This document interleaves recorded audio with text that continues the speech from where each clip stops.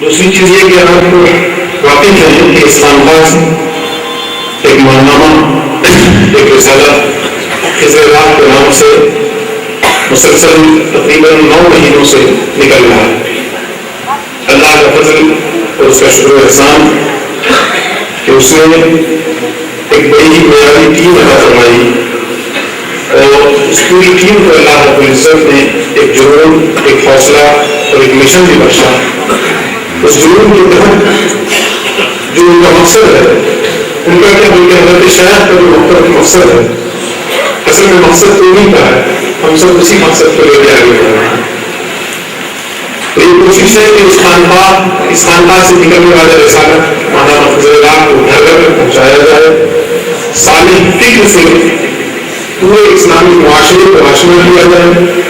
اسی فکر کے تحت نہایت ہی عام فہم اور سادہ لہجے میں ایک رسالہ نکل رہا.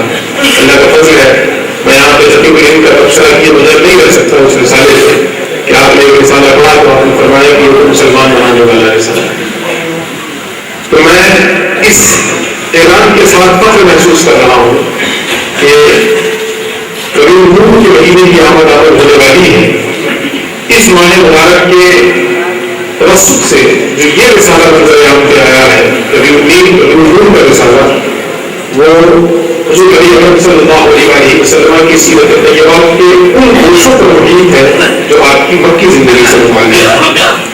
اور کہیں نہ کہیں میں ایک بات آپ سے عرض کروں کہ ہم اور آپ اکثر مشترک کی سعادت کریمہ کو پڑھتے ہیں اور ہم نے اس کے تعلق سے گفتگو بھی کافی سماعت کی کہ لقد کان لکم فی رسول اللہ اسوۃ حسنہ، کہ نبی کی زندگی میں تمہارے لیے بہترین اسوہ ہے، بہترین نمونہ ہے. حضرت شاہ کے ایک مجلس میں ہم حاضر تھے. آپ نے فرمایا کہ اگر کوئی شخص کھڑا ہو اور اس آرزو کے ساتھ کھڑا ہو کہ مجھے اپنے نبی کی زندگی کی سیرت کو نمونہ بنانا ہے، اسوہ بنانا ہے، تو کیا بیک وقت وہ پوری 63 سالہ حیات طیبہ کو اسوہ اور نمونہ بنا لے؟ نہیں بنا سکتا. اگر ایک شخص کھڑا ہو کر یہ سوچے کہ میں آج ہی حضور نبی اکرم صلی اللہ علیہ وسلم کی حیات مبارکہ جو 63 سالہ زندگی کے نشیب و فراز پر محیط ہے، میں اس پوری زندگی کو نمونہ بنا لوں، تو یہ ممکن نہیں ہے.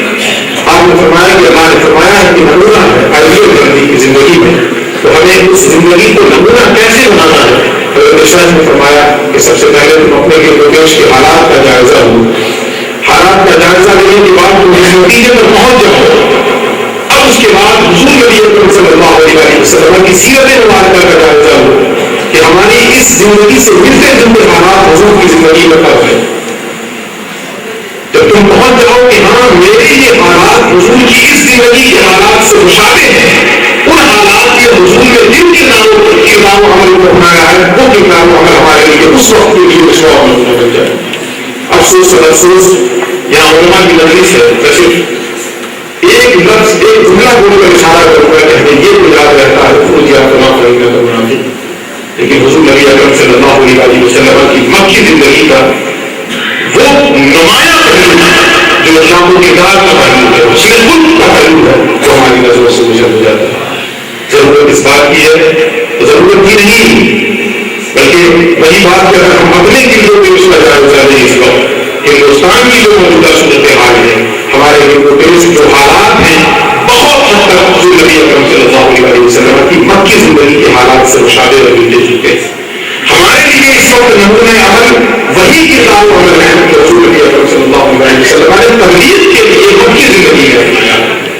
اس لیے حضرت شاہ کے اشارے سے ماہنامہ خزر اس مہینے کا ہے، ربیع الاول کا ہے، وہ سیرت کے ان گوشوں پر محیط ہے جو مکی زندگی سے متعلق ہے.